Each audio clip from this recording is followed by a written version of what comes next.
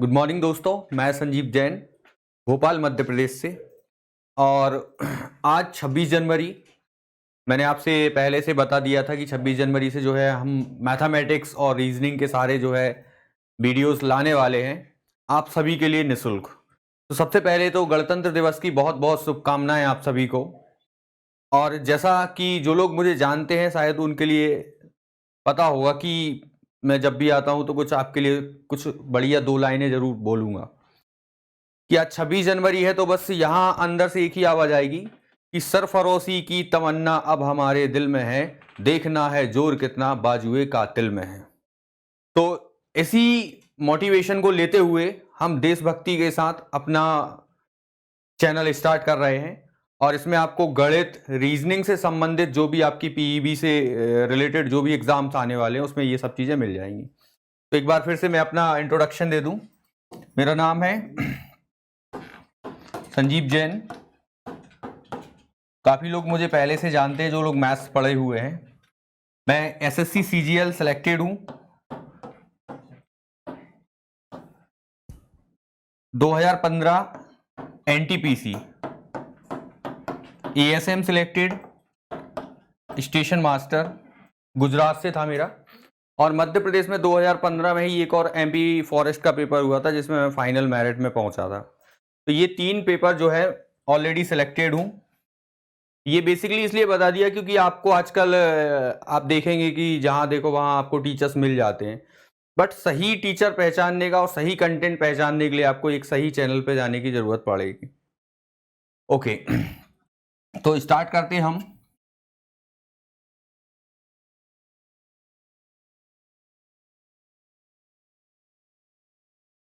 सबसे पहले स्टार्ट करने से पहले जय महाकाल।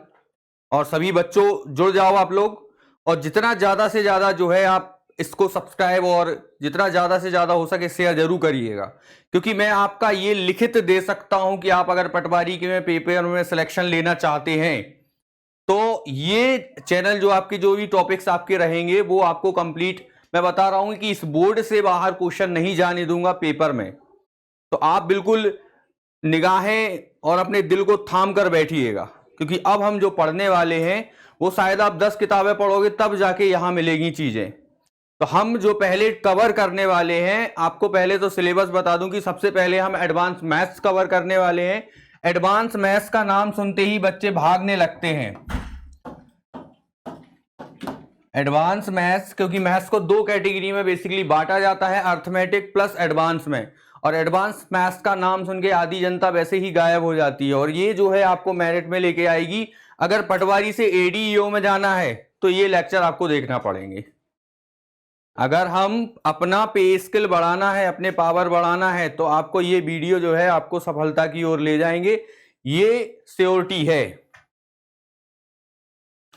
क्योंकि आपने और हमने सुना है कि मंजिल उन्हें मिलती है जिनके सपनों में जान होती है। मंजिल उन्हें मिलती है जिनके सपनों में जान होती है, और हौसलों से नहीं पंखों से उड़ान होती है।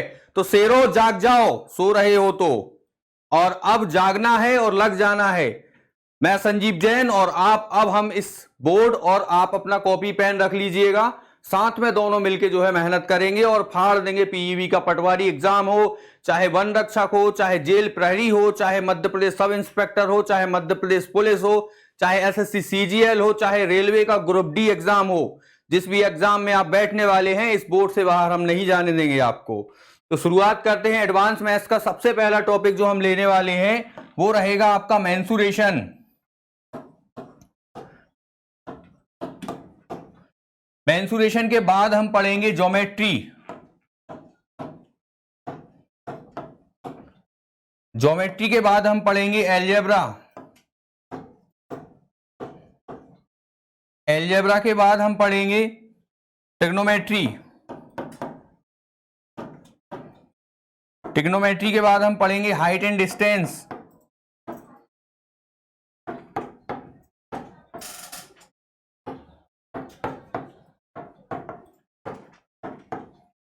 हाइट एंड डिस्टेंस के बाद हम पढ़ने वाले हैं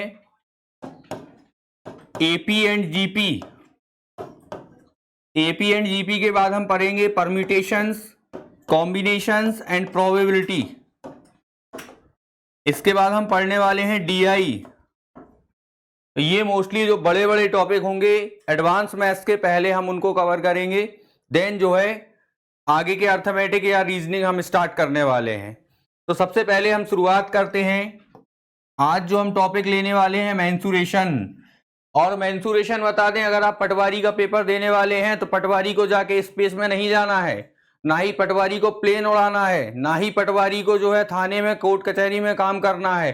पटवारी का काम होता है जमीन नापने का, और जमीन नापने के लिए आपको क्षेत्रफल का ज्ञान होना चाहिए। कि किसी का आपने पता चला कि आपने रामलाल का खेत श्यामलाल को दे दिया, तो समस्या ये नहीं हुई, समस्या ये हो गई कि रामलाल और श्यामलाल झगड़ा करेंगे कि पटवारी साहब आप क्या कर गए ये। तो पटवारी जी बनने से पहले ये चैप्टर जरूर ध्यान रखिएगा, क्योंकि ये आपके लिए नहीं, आपके हलका के जनता के लिए आवश्यक है। तो सबसे पहले हम मेंसुरेशन में स्टार्ट करने वाले हैं।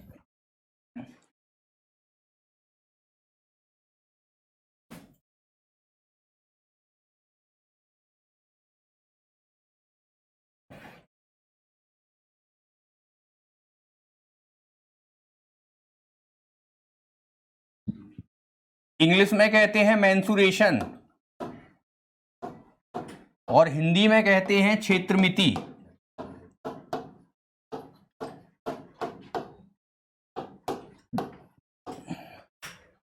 अब मेंसुरेशन को भी दो कैटेगरी में, आपके इस चैप्टर से ये मानिएगा कि 2 से 3 क्वेश्चन आपके मेंसुरेशन से आने वाले हैं पटवारी के एग्जाम में।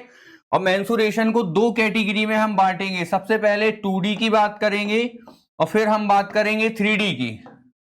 ऐसी आकृतियां जो द्विविमीय होती हैं उनको हम 2D कहते हैं, 2 डायमेंशनल। और जब आकृति त्रिविमीय हो जाए तो उसको कहते हैं हम 3 डायमेंशनल। कहने का मतलब है कि जब बात सिर्फ परिमाप की और क्षेत्रफल की हो, जब बात सिर्फ परिमाप की हो और क्षेत्रफल की हो तो बात होगी 2D के अंदर। और अगर हम बात करें आयतन की, वॉल्यूम के लिए, हम आ जाते हैं 3D के अंदर। समझिएगा, आपके पास एक खेत है तो खेत के अंदर का एरिया होगा, या खेत के चारों ओर आप एक बाउंड्री उठाएंगे तो इसको कहेंगे हम परिमाप। परंतु अगर आपने एक बाल्टी लिया है तो उसमें भरेंगे पानी तो ये कहलाएगा आयतन। आयतन सॉलिड की बात करेंगे 3D के अंदर, और 2D के अंदर हम बात करने वाले हैं परिमाप और क्षेत्रफल की। 2D के अंदर हम बात करेंगे, सबसे पहले हम बात करेंगे त्रिभुज की, फिर हम बात करेंगे चतुर्भुज की, फिर हम बात करेंगे स्क्वायर की। ऐसी आकृति जिसमें 3 भुजाएं होती हैं उसको त्रिभुज कहते हैं, और अगर भुजाओं की संख्या 4 हो जाए तो चतुर्भुज, और ये कहलाता है सर्कल। बात करें 3D, तो 3D के अंदर सबसे पहले हम पढ़ेंगे क्यूब, फिर हम पढ़ेंगे क्यूबॉइड, फिर हम पढ़ेंगे सिलेंडर,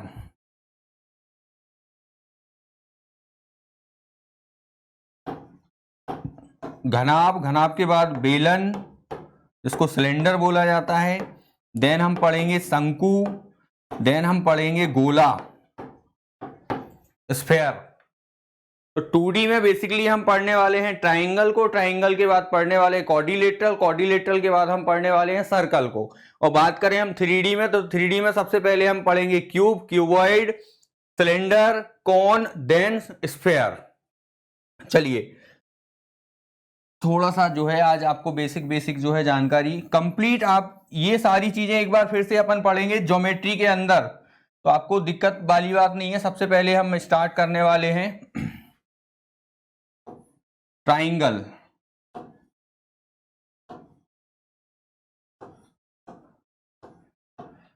अब बेटा ऐसा होता है कि हर चीज का नामकरण होता है। अगर आप गांव के रहने वाले होंगे तो आपके घर में एक हुआ बच्चा जो थोड़ा सा सांवला सा था तो उसका नाम रखा जाएगा कलुआ, और बच्चा है गोल मटोल सा तो उसका नाम रखा जाएगा गोलू, बच्चा है गोरा चिट्टा सा तो उसका नाम रखा जाएगा भूरा।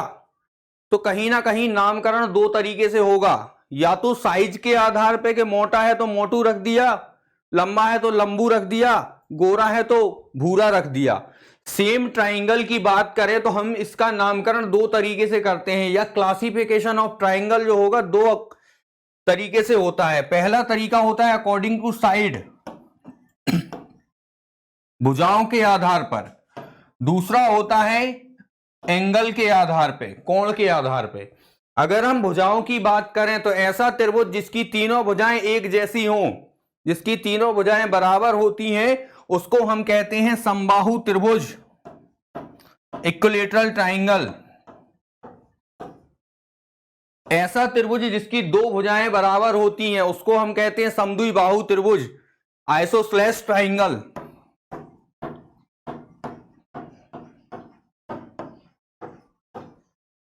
और तीसरा जो होता है जिसकी तीनों भुजाएं अलग अलग होती हैं उसको हम कहते हैं विषमबाहु त्रिभुज।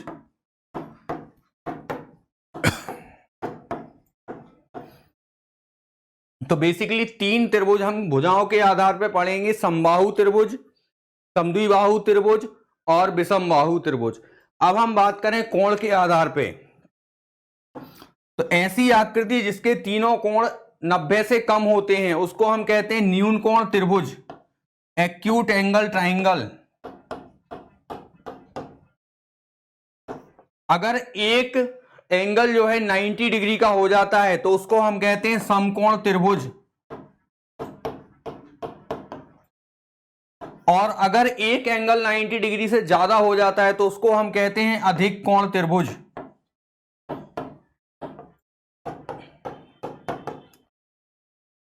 तो हम बेसिकली अगर भुजाओं के आधार पे बात करें तो समबाहु, समद्विबाहु और विषमबाहु, और अगर कोण के आधार पे बात करें तो न्यून कोण, समकोण और अधिक कोण, ये हम बेसिक त्रिभुज में बात करने वाले हैं। अब सबसे पहली बात ये होती है कि हम कैसे आइडेंटिफाई करेंगे कि ये समकोण है, समद्विबाहु है या विषमबाहु है। तो सबसे पहले हम शुरुआत करते हैं, आपने इतिहास पढ़ा होगा तो इतिहास में आप पढ़ेंगे प्राचीन भारत, मध्य भारत, फिर पढ़ेंगे आप आधुनिक भारत। तो ऐसे ही हम गणित की बात करें तो सबसे पहले हमने ये देखा कि भैया एक त्रिभुज है। अब ये त्रिभुज अगर है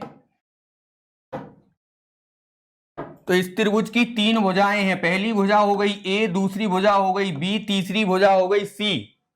अब हमें ये पता नहीं है कि ए बराबर बी बराबर सी है या ए बराबर बी है या तीनों अलग अलग हैं। तो सबसे पहले अगर हम बात करें त्रिभुज में, कोई भी त्रिभुज दिया जाए, इसका अगर हम परिमाप निकालेंगे तो परिमाप होगा ए प्लस बी प्लस सी। और अगर हम क्षेत्रफल की बात करें तो क्षेत्रफल होता है किसी भी त्रिभुज का under root S, S minus A, S minus B, S minus C. और ये जो फॉर्मूला लिखा गया है ये व्यापम में डायरेक्ट पूछा जाता है कि इस फॉर्मूले का नाम क्या है। तो आपको बता दें कि इस फॉर्मूले को हम हीरोस फॉर्मूला कहते हैं। इस फॉर्मूले का जो नाम है वो हीरोस फॉर्मूला है। और अब हम बताएं यहां पर कि एस का मतलब क्या होता है। तो एस होता है सेमी पेरीमीटर, जिसको अर्ध परिमाप भी बोला जाता है, जो होता है ए प्लस बी प्लस सी बटे 2। तो हमने सबसे पहले बात की त्रिभुज की, हमें नहीं पता कि ये कौन सा त्रिभुज है, तो जनरली हमने एक त्रिभुज बनाया जिसकी तीन भुजाएं हैं ए, बी और सी। अब बात करें कि इसका परिमाप क्या होगा, तो जो बाहर वाली भुजाएं हैं, जो इन सबको जोड़ दो आप, ए प्लस बी प्लस सी, इनको जोड़ने पे जो आएगा वो कहलाएगा परिमाप। तो ए प्लस बी प्लस सी हो जाएगा परिमाप। अगर हम बात करें क्षेत्रफल की तो क्षेत्रफल होगा under root S, S minus A, S minus B, S minus सी।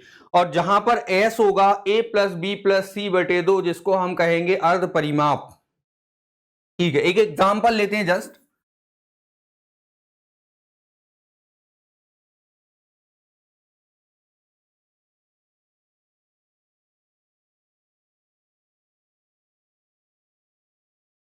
एक हमने त्रिभुज लिया,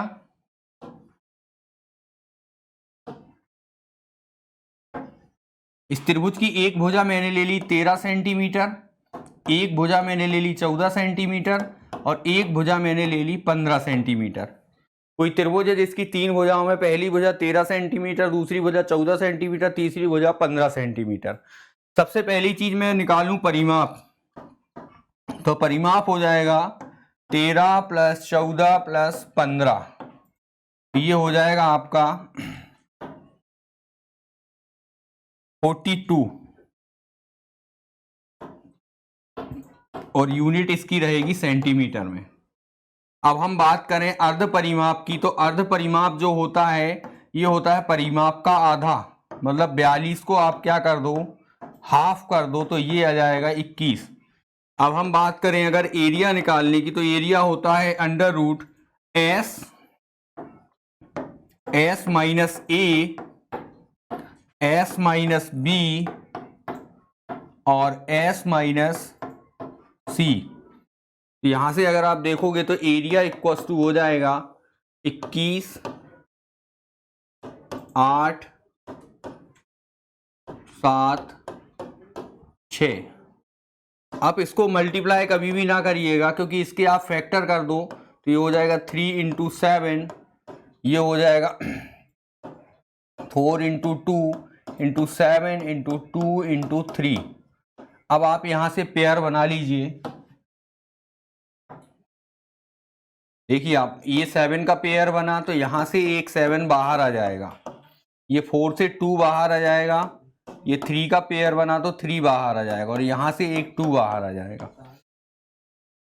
तो जो ये एरिया आएगा ये आएगा 84 सेंटीमीटर स्क्वायर। हम आगे भी एग्जाम्पल करते रहेंगे।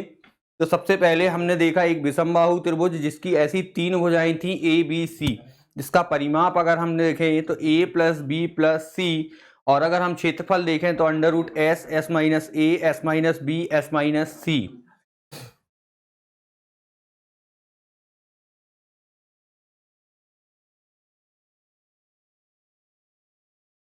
अब हम बात करने वाले हैं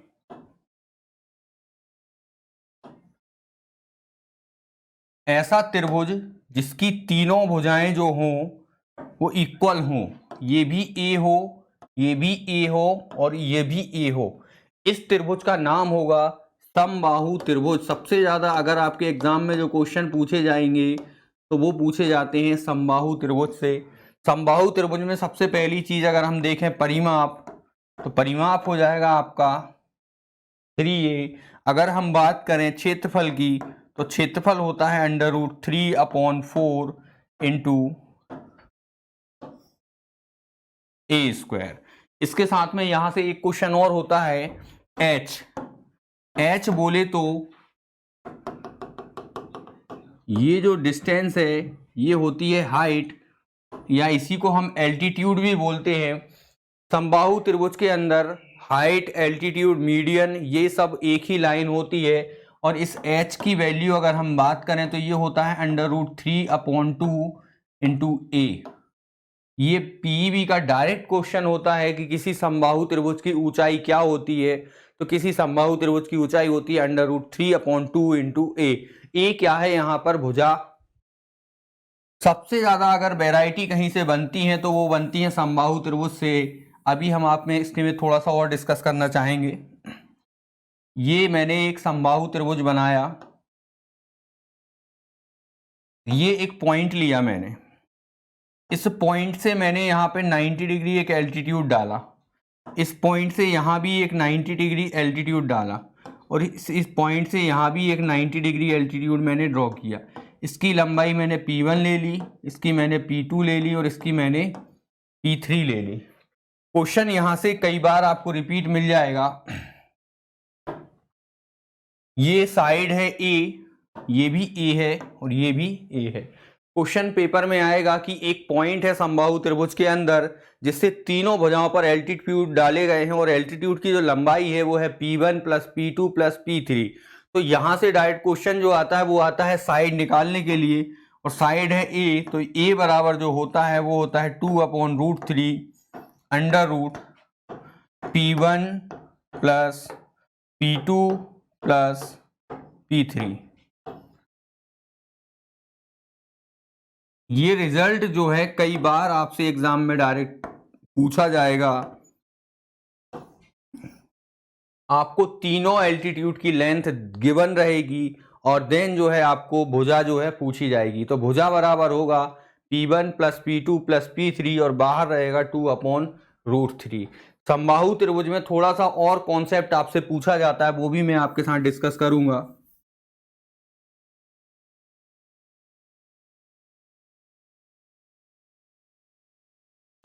ऐसा त्रिभुज जिसकी तीनों भुजाएं क्या हो, सेम हो। इसके अंदर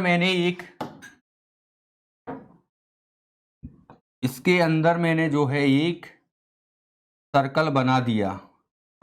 अंदर बने हुए सर्कल को हम कहते हैं अंतःवृत्त, इन सर्कल, इसको हम कहते हैं अंतःवृत्त, या इसकी रेडियस आप ले लीजिए स्मॉल r। तो स्मॉल r, और यहां पे ये जो त्रिभुज की भुजाएं हैं वो हैं a। r बराबर होगा a/2√3। अंतःवृत्त की त्रिज्या होती है a/2 * 3। अब क्या है कि अगर कोई त्रिभुज है तो एक वृत्त उसके अंदर बनाया जा सकता है और एक वृत्त उसके बाहर बनाया जा सकता है। अंदर वाले वृत्त को हम कहते हैं अंतःवृत्त और बाहर वाले वृत्त को कहते हैं हम परिवृत्त।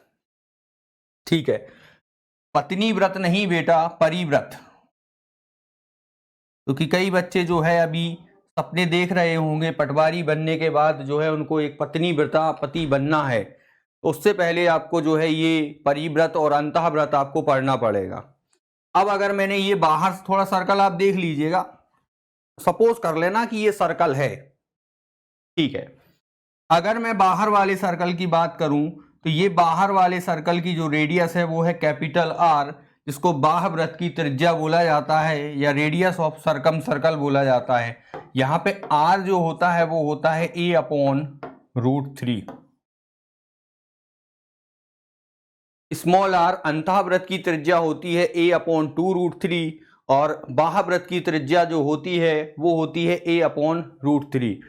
पेपर में क्वेश्चन ये आएगा आपका, मैं आपको बता देता हूं।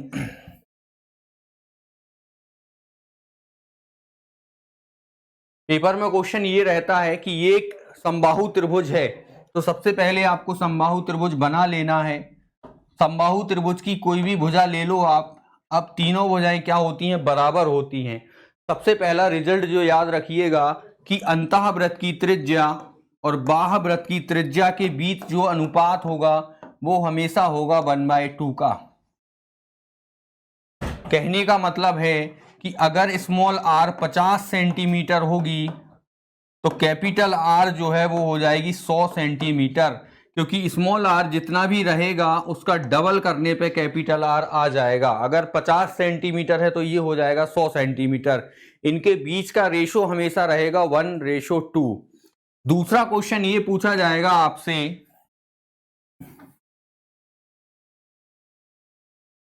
कि अगर मैं अंतःवृत्त का क्षेत्रफल मैंने मान लिया A1 और बाह्यवृत्त का क्षेत्रफल मैंने मान लिया A2,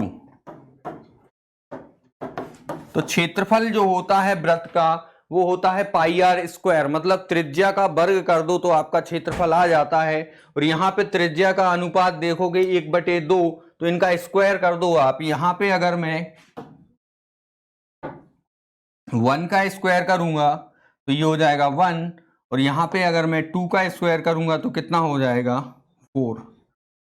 तो किसी भी समबाहु त्रिभुज की त्रिज्याओं के बीच जो अनुपात होता है वो होता है 1/2 का। और अगर त्रिभुज के अंदर अंतःवृत्त और परिवृत्त की बात की जाए तो उनका जो अनुपात होगा वो होगा 1:4 का। क्लियर? थोड़ा सा आपको एक बार समबाहु त्रिभुज के बारे में फिर से मैं आपको बता दूं डिटेल में 1 सेकंड में, ताकि आपको चीजें थोड़ा सा रिमाइंड हो जाएं।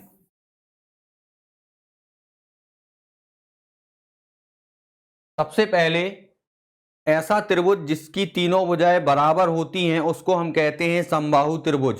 समबाहु त्रिभुज में सबसे पहले मैंने आपको ये बताया कि ऐसा त्रिभुज जिसकी तीनों भुजाएं बराबर हों, इसका परिमाप मैंने आपको बताया था, इसका परिमाप होता है 3a, इसका क्षेत्रफल होता है √3/4 a², इसका जो ऊंचाई होती है वो होती है √3/2, इंटू ए।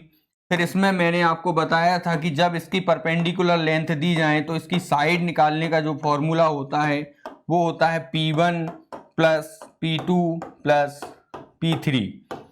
देन मैंने आपको बताया था इसमें अंतःवृत्त की त्रिज्या जो होती है वो होती है a/2√3 और इसमें बाह्यवृत्त की त्रिज्या जो होती है वो होती है a/√3।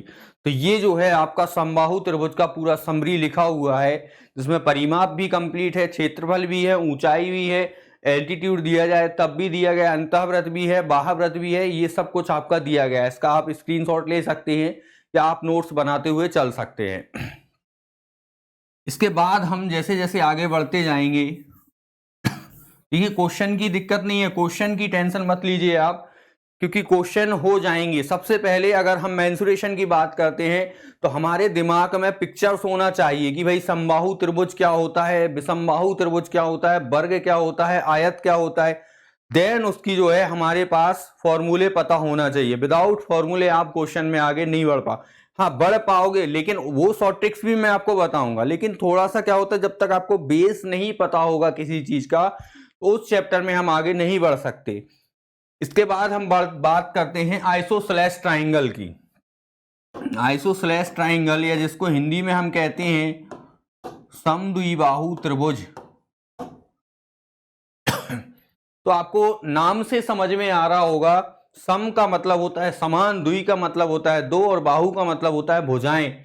ऐसा त्रिभुज जिसकी दो भुजाएं क्या हो जाएं, बराबर हो जाएं। ये दोनों भुजाएं क्या हो जाएं, बराबर हो जाएं। ये अगर ए है तो ये भी कितनी हो जाए, ए, और ये हो जाएगा बी। सबसे पहली बात परिमाप, परिमाप होगा यहां पर 2a प्लस। फिर हम बात करें क्षेत्रफल की तो क्षेत्रफल होता है, आप ध्यान से देखिएगा, b/4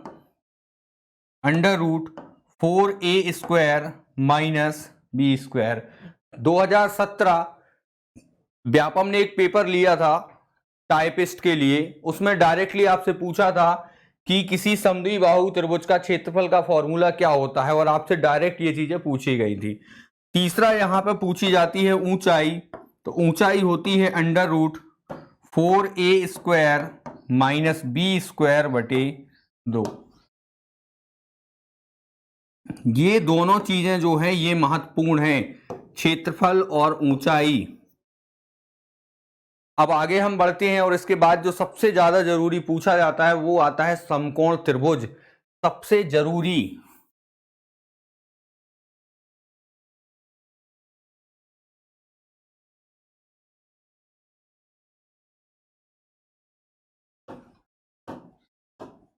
समकोण त्रिभुज, इंग्लिश में हम कहते हैं राइट एंगल ट्राइंगल। चलिए अब आपको बताते हैं। आपने कई सारे मीम्स देखे होंगे जिसमें कहा जाता है कि मास्टर तुमने क्या alpha beta gamma sine theta cos theta पढ़ाते रहे और इसकी इंपॉर्टेंस कहाँ है। तो बेटा हम आपको बताएं कि अगर जैसे हम हिमालय की ऊंचाई की बात करें तो हिमालय को हम डायरेक्ट नहीं नाप सकते, परंतु हम वहां पे समकोण त्रिभुज की कुछ थ्योरम्स होती हैं, उनका प्रयोग करके हम उसकी ऊंचाई निकाल सकते हैं। समझना, समकोण त्रिभुज में सबसे पहली चीज तो आप ये ध्यान रखिएगा कि समकोण त्रिभुज में जो ये वाला एंगल होता है ये होता है 90 डिग्री, जिसको कहते हैं हम समकोण। इसी की वजह से इस त्रिभुज का नाम पड़ता है समकोण त्रिभुज। समकोण त्रिभुज को बनाने वाली जो भुजाएं होती हैं, एक को कहते हैं लंब और एक को कहते हैं आधार। ये है हमारा बेस और ये है हमारा हाइट, और इसको हम कहते हैं कर्ण, हाइपोटेनियस बोला जाता है। बेस, हाइट और हाइपोटेनियस, ये है हमारा कर्ण, ये है हमारी ऊंचाई और ये है हमारा बेस। अब हम इसमें नेम, अगर हम जनरली नेम की बात करें, हमने ABC ले लिया, ये हमने एक समकोण त्रिभुज बनाया। समकोण त्रिभुज बनाने के बाद ये हमने 90 डिग्री लिया, ये है A, ये है B और ये है C। अब सबसे पहले अगर आप कक्षा 10 अगर आपको याद होगी तो समकोण त्रिभुज से आपको बताया गया होगा पाइथागोरस प्रमेय, और पाइथागोरस प्रमेय कहती है लंब का वर्ग प्लस आधार का वर्ग बराबर कर्ण का वर्ग।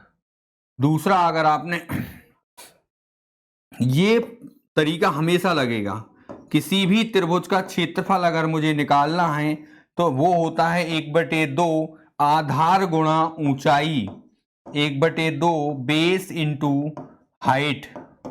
ये हर एक ट्राइंगल के लिए फॉलो होगा फॉर्मूला। सबसे ज्यादा अगर पेपर में कोई क्वेश्चन आते हैं तो वो यहीं से आएंगे आपके। क्षेत्रफल 1/2 बेस इंटू हाइट। अब बात करें अगर हम परिमाप की, पेरीमीटर की, तो परिमाप होता है तीनों भुजाओं का योग, a प्लस बी प्लस सी, ये कहलाता है हमारा परिमाप। ए स्क्वायर प्लस बी स्क्वायर ये हो गया पाइथागोरस प्रमेय। क्षेत्रफल होता है 1/2 बेस इंटू हाइट, परिमाप होता है तीनों भुजाओं का योग।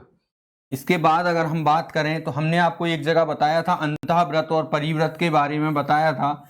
सेम कॉन्सेप्ट यहां से पूछा जाएगा पेपर में। आप थोड़ी सी मेहनत जो है, देखो बेटा, मेहनत से अगर सफलता मिलती तो बहुत सारे लोगों को मिल जाती। सफलता मिलती है स्मार्ट स्टडी के साथ। आपको क्या कॉन्सेप्ट पढ़ना है, पेपर में क्या पूछा जाएगा, इन चीजों का जो है आपको महत्वपूर्ण ध्यान रखना है। तो मैंने आपको बताया कि जब अंदर जो है सर्कल बनाते हैं तो इसको हम कहते हैं अंतःव्रत। जब अंदर हमने सर्कल बनाया तो इसको हमने कहा अंतःव्रत।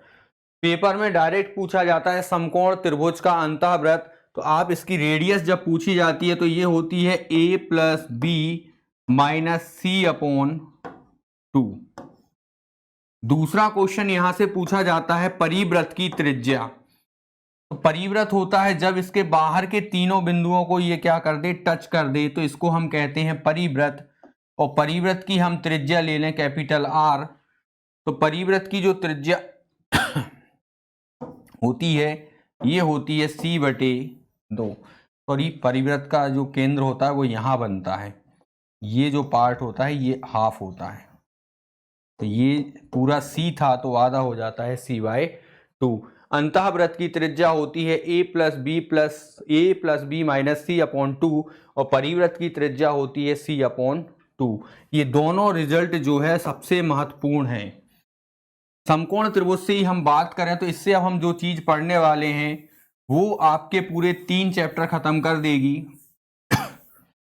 Mensuration, geometry plus trigonometry. समझना, ये समकोण त्रिभुज है, ये 90 डिग्री एंगल है, ये होती है सबसे बड़ी भुजा, सबसे बड़ी, जिसको हम कहते हैं कर्ण। अगर कर्ण, सबसे बड़ी चीज से याद रखिएगा, ऐसे नंबर जो पाइथागोरस प्रमेय को वेरीफाई कर दें वो समकोण त्रिभुज की भुजाएं होती हैं। कुछ नंबर्स ऐसे जो हैं जिनको हम ट्रिपलेट नंबर्स के नाम से जानते हैं। ट्रिपलेट नंबर की बात करें तो सबसे पहले है 3,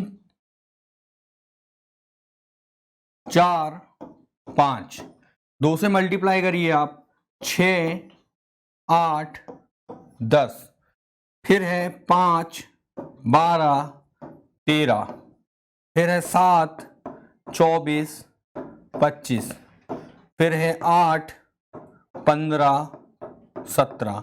ये वो नंबर हैं जो आपके 3 चैप्टर खत्म कर देते हैं। इनको जादुई नंबर भी कहा जाता है या इनको ट्रिपलेट नंबर के नाम से भी जाना जाता है। तो सबसे पहले 3, 4, 5, 6, 8, 10, 5, 12, 13, 7, 24, 25 और 8, 15, 17, ये जो नंबर्स हैं ये हमारे समकोण त्रिभुज की भुजाएं कहलाती हैं। एक एग्जांपल आपके साथ डिस्कस करता हूं।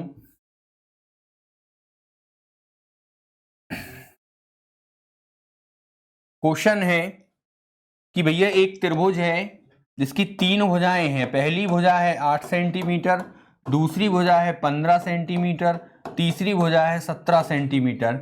इसका परिमाप बताओ, इसका क्षेत्रफल बताओ, इसके अंतःव्रत की त्रिज्या बताओ और इसके परिव्रत की त्रिज्या बताइए। तो सबसे पहली चीज तो हमें ये पता होना चाहिए कि ये भुजाएं जो है समकोण त्रिभुज की हैं या नहीं है।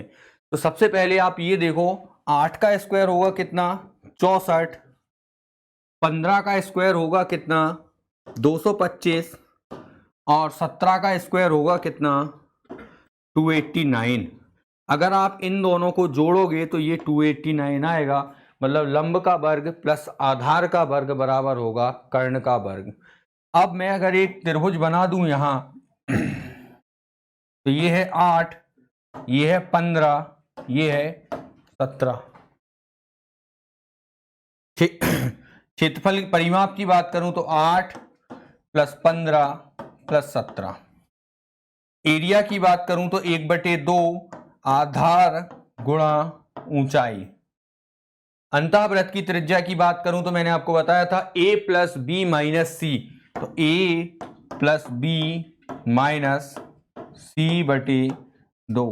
और अगर परिवृत्त की बात करूं तो c/2।